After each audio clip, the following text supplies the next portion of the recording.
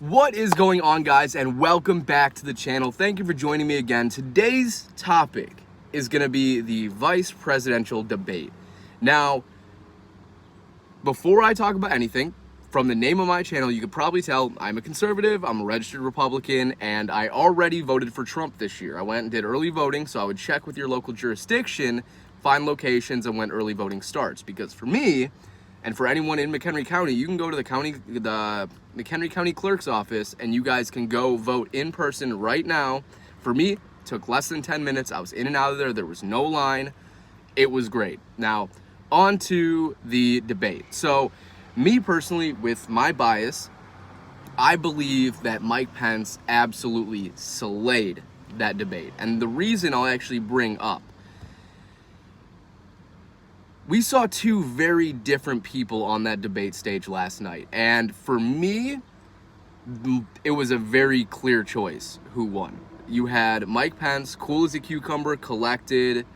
He gave direct answers. Some he kind of skirted away from, which I understand it is politics. But I did not see any real answers on any of the major topics from Kamala Harris. And when I say that, I'm talking about the Green New Deal. She danced around completely and did not say whether or not she supported it or that the fact that their plan is different, because they've said on their website that the Green New Deal serves as a crucial and critical framework for, what needs to go forward as far as, clean renewable energy and, retrofitting, I think it's 4 million businesses, 2 million homes. They're very much in line with the Green New Deal, yet she refuses to answer whether or not they support it and whether or not that their policies on the matter are going to reflect it. Then you go on to something like when they were talking about the Supreme Court, which now on two separate occasions, Joe Biden has refused to answer the question. He says, I want the American people. No. The American people need to know whether or not, if you are elected, you are going to push to pack the Supreme Court. If you're going to fundamentally change a branch of our government, we need to know prior to voting. And Kamala Harris did the exact same thing yesterday. She would not answer the question.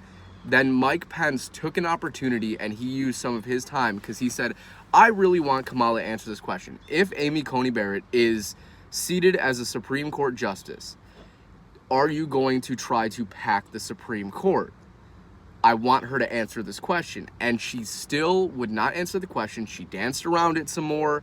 That is a very, very important issue within our government, is if you can't win, you don't change the rules. They're looking at getting rid of the filibuster, so a simple majority in the Senate could make a bigger impact. Then we got onto topics like one of my favorite things that he did was the final question itself. When the 8th grader, I believe it was it Brecklin? It was like an 8th grader. She wrote a question about how, she sees people fighting people on TV. She sees citizens fighting citizens, and how do we get back to a good place? And I thought that was a really, really well-worded question, and big props to Brinley. I believe it was Brinley, because taking an interest in politics, especially at such an early age, and being able to see that is incredible. Now, Mike Pence's answer to that question was phenomenal, because he brought up the fact that whereas, on TV in front of the nation, you might see people fighting because they're very passionate about what they're talking about, and they believe that what they're preaching and what they want is what's best for the country and the American people. And you can see those same people afterwards, coming together, and they can be the closest of friends. Like you look at the two justices, Ruth Bader Ginsburg and Anthony Scalia, whereas they were polar opposites of the Supreme Court, their families, as we learned from her passing, were very, very close. So it's one of those things where it's like politics can be very divisive, especially on hot button issues, which is what keeps getting pushed in front of our faces every single day. But outside of those, I don't hate anyone for their political beliefs. I don't care who you're voting for. All I ask that you do it under real information, and that you do it in such a way where who you're voting for is someone that you've not only researched, but you support their programs, their policies, and what, economic stances they take. I believe it makes a huge, huge, huge, huge difference in how people vote, because I've said a lot of the times, before I got really involved with politics, I was what you call a default liberal, and I've heard that term, and I really like it, and I've used it several times. And what that means is I was coming from a place of just sheer compassion and empathy for people, which is not a bad way to look at things, except for I found as I got older, as I started doing more research into some of these topics, like, abortion, which is a very, very divisive topic, where someone asked me a question. They asked me the question of, well, where do you think that life has a value?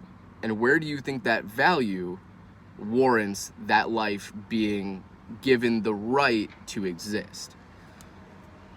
And for me, that was kind of like my red pill moment, because I'm like, well, I think it should be the woman's choice. It's like, yes, like it should be the woman's choice. However,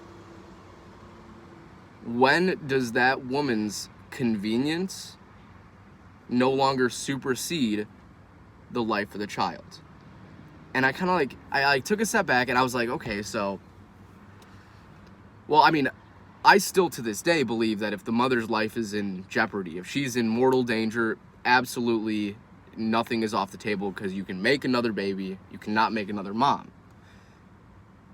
But I do believe that every attempt should be made to save both lives. But when it comes to, I think it's like 84 or 86% of abortions are out of lifestyle convenience or just unwanted pregnancies. And I think a pregnancy is a consequence of sexual intercourse. And whereas you don't necessarily want or have the means of taking care of that child, their life does not have any less value because you aren't ready. So that's just my personal stance, just kind of got on a tangent there. But that was a question that came up in the debate about the Supreme Court, is what would you do in your state of, I think it was Iowa for Pence and California for Harris. Pence said that, God, what did he say? He kind of danced around that question, because I know he is very pro-life, but he did. He came out and said, I'm very pro-life. I believe we do have to protect the woman's rights. Kamala Harris had a very golden opportunity to answer that question very, very, very soundly. And if you go back and you watch it, she didn't. She failed to answer that question in any way that would justify anyone's view on abortion, because she didn't answer the question. Now, you go into stuff like coronavirus, where a lot of people are saying, like, yeah, that's where she won all of her points in the debate, which we can argue all day long about what was done, how it was done, and the reaction to coronavirus. However, I'm sure everyone's heard the, hindsight's 2020 or foresight's 2020? Looking back, you can see every mistake someone made in the time you can. Let's go back to the time when these decisions were made. On January 28th, we found out that that the disease was potentially deadly and very, very infectious. Very soon afterwards, we restricted travel from China to the United States. Specifically, I believe it was the Wuhan district, except for U.S. citizens and direct family of U.S. citizens. He was called racist. He was called xenophobic. He was called hysterical. He himself, this was Joe Biden, he said that. Joe Biden himself actually came out later and said, like, yeah, what he did was smart. It actually probably saved countless lives. But at the same time, Nancy Pelosi was talking about, come down to Chinatown, come to the parade, we can't let the president distract us from impeachment. Like, that was still their whole goal in the beginning of when this all started, was they were still impeaching the president. A lot of people forgot that. Those two overlapped pretty heavily in the beginning. So they were trying to say, like, oh, Donald Trump is distracting from impeachment by upplaying this virus. And then they immediately flip-flopped as soon as it got worse. But, did he do everything perfectly? Probably not. I'm sure we could debate that. But being dishonest and disingenuous with people is not fair.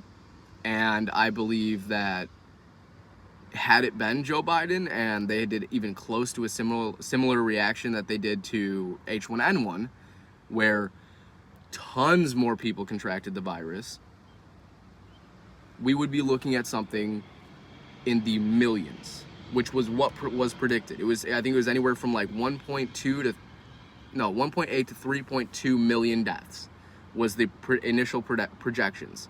We're at 200,000, which is still an enormous tragedy, but we are incredibly lower than where we were ever predicted to be at this time. And there still will not give any credit. I mean, we have governors and mayors that are giving credit to the president and to the task force, but the media won't give him any positive feedback on what he's done. They refuse to see any of his policies that are helping people, and they are now blaming him for cities and states that are still fully locked down, that are still causing this enormous unemployment rate. So I don't know. I think Mike Pence absolutely killed it at the debate. I think he was phenomenal. I think that he took his shots where he had to. I think he did overtalk a little bit, but I think Mike Pence also talks very slowly. So if we were to do some kind of word count, maybe, I believe they probably said around the same. But I don't know. I think Kamala Harris did not answer any questions to even a satisfactory level. And I believe that Mike Pence, on almost all of them, did. He had some response, and it was some measured response. And like I said, it was calm, collected. I did not like how Kamala Harris was just like sitting there with that like cynical, I don't know. I don't like her personally, so that's my bias, but she had like that cynical smile and like just nodding her head and laughing. And I think it just showed two very different people. And I